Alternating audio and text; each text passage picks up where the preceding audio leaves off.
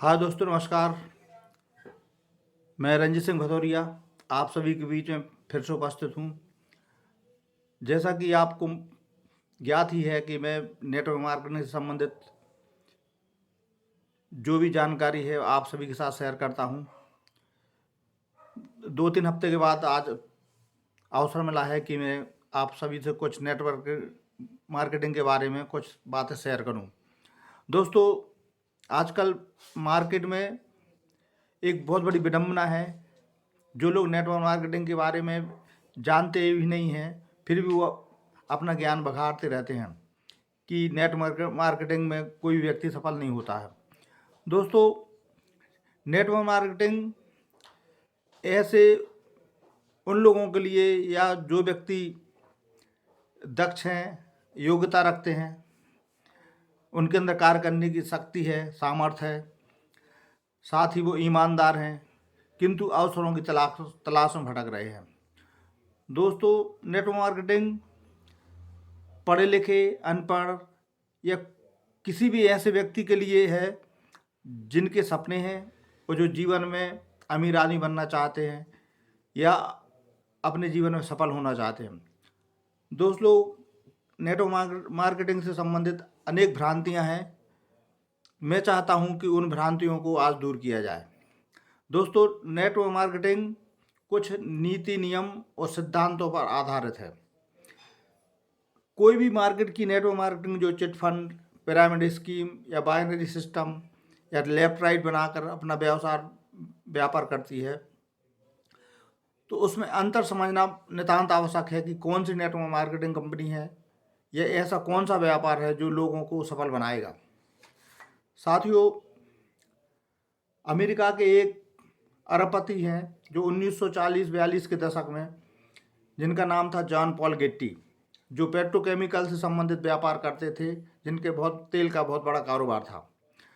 उनका मानना था कि अमीर बनने के लिए जो नीति, नियम या सिद्धांत फॉलो करना चाहिए वो कोई भी अमीर व्यक्ति किसी आम आदमी से शेयर नहीं करता।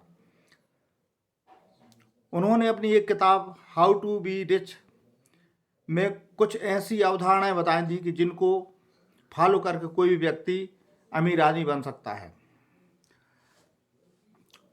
उनके द्वारा ऐसी 4 अवधारणाएं ओरिजिन विकसित किए गए थे कि यदि कोई भी आम इंसान 4 सिद्धांतों पर कार्य करेगा वह निश्चित रूप से सफल होगा और बहुत बड़ा आदमी बनेगा। उन्होंने 4 सिद्धांत दिए थे, जिसमें पहला था कि आपका स्वयं का व्यापार होना चाहिए, बिजनेस ऑफ योर ओन। दूसरा सिद्धांत उन्होंने दिया था कि व्यापार किस चीज़ का या किस वस्तु का होना चाहिए, तो उन्होंने उसके लिए कहा था कि दूसरा नियम होना चाहिए फास्ट मूविंग कंज्यूमर गुड्स, ऐसी वस्तुएं जिनकी डिमांड सोसाइटी में नियमित रूप से बनी रहे और जिनकी खपत निरंतर होती रहे। तीसरा से उनका सिद्धांत था डाइवर्सिफाई इनकम। उनका कहना था कि income different source of income से आना चाहिए। चौथा उनका सिद्धांत था हेल्प अदर्स, कि आपको लोगों की मदद करना पड़ेगी तभी आप अमीर आदमी बन सकते हैं। दोस्तों, उनका बिल्कुल निश्चित रूप से सही मानना था कि पहले सिद्धांत के अनुसार कि आपका खुद का बिजनेस होना चाहिए। साथियों, जो व्यक्ति कोई दुकान ऑटोमोबाइल्स की या आटा चक्की, मेडिकल या अन्य कोई ग्रॉसरी की दुकान खोल लेता है वो अपने आप को बिजनेसमैन मानता है, जबकि जॉन पॉल गेट्टी का निश्चित रूप से कहना था कि बिजनेसमैन वह व्यक्ति होता है जिसको अपने प्रोडक्ट मैन्युफैक्चरिंग करने का अधिकार हो, जो अपनी गुणवत्ता या मात्रा अधिक कम बढ़ कर सके, प्रोडक्ट की कीमत घटाने बढ़ाने का अधिकार हो, नए नए प्रोडक्ट उत्पादन या लॉन्च करने का अधिकार हो, अपने व्यापार से संबंधित निर्णय लेने का अधिकार हो, वही बिजनेसमैन होता है। शेष जो भी खरीद फरोख्त या कमीशन बेस काम करते हैं, चाहे वो डीलर हो, डिस्ट्रीब्यूटर हो, उपभोग विक्रेता हो, वह सब कमीशन बेस काम करते हैं। अतः स्वयं का बिजनेस और किसी व्यापार को करने में बहुत बड़ा अंतर है। इसलिए इस अंतर्भेद को दूर करना बहुत नितांत आवश्यक है कि बिजनेसमैन वास्तविक रूप से होता कौन है। जॉन पॉल गेट्टी का मानना था कि जो भी व्यक्ति किसी बड़ी कंपनी में भी अगर नौकर के रूप में काम करेगा या नौकरी करेगा वो कभी भी अमीर आदमी नहीं बनेगा।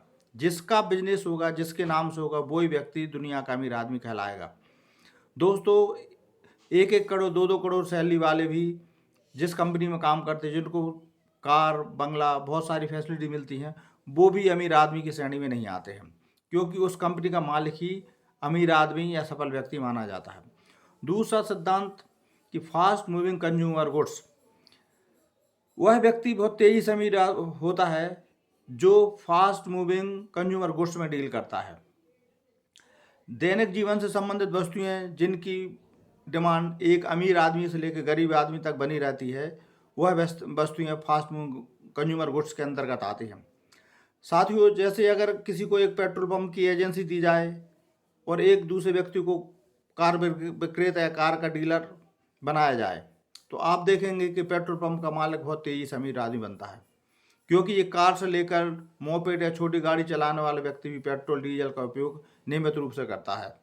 इसलिए कहते हैं कि टाटा अगर ट्रक भी बनाता है तो टाटा नमक भी बनाता है, क्योंकि अमीर लोग जानते हैं कि ऐसी वस्तुएं जिनकी निरंतर डिमांड रहती है, वो बहुत छोटी छोटी वस्तुएं हैं जो दैनिक जीवन से संबंधित होते हैं, उनका व्यापार करते हैं और अमीर आदमी बनते हैं। तीसरा बिंदु जॉन पॉल गेट्टी के अनुसार यह था कि आपकी आमदनी सिर्फ सिंगल स्रोत या एक स्रोत से नहीं आना चाहिए।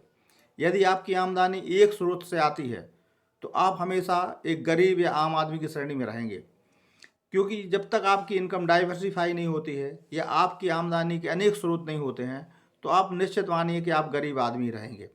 इसलिए बहुत से उद्योगपति या अमीर व्यक्ति का ये सोचना रहता है या उनकी आमदनी के लगभग मिनिमम 5 से लेकर 10 स्रोत जरूर होते हैं।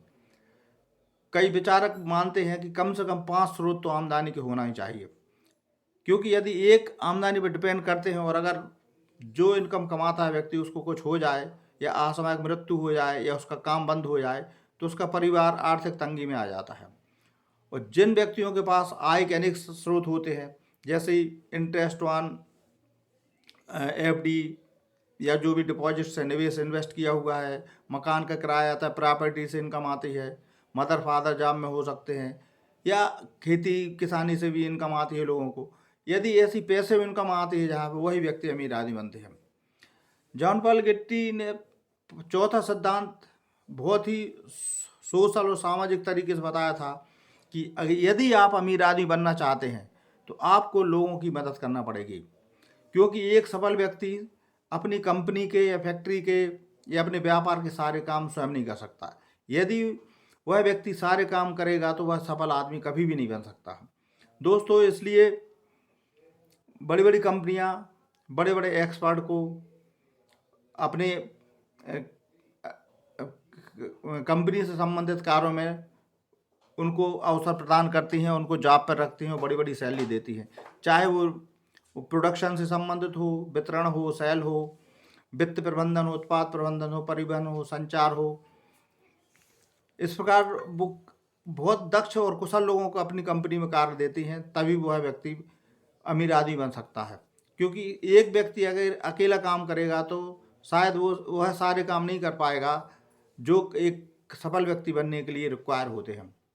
दोस्तों, ये नेटवर्क मार्केटिंग इन 4 सिद्धांतों को जो भी कंपनी फॉलो करती है, या जिस नेटवर्क मार्केटिंग कंपनी में चारों सिद्धांत फॉलो होते हैं, इन्हीं 4 सिद्धांतों को लेकर नेटवर्क मार्केटिंग कंपनियां काम करती हैं। यदि कोई कंपनी इन 4 सिद्धांतों को फॉलो नहीं करती है तो आप मान के चलिए कि वह कंपनी निश्चित रूप से फ्रॉड है, या कहीं ना कहीं उनके अंदर वो सिद्धांतों की कमी है जिससे वो सफल नहीं हो सकती हैं।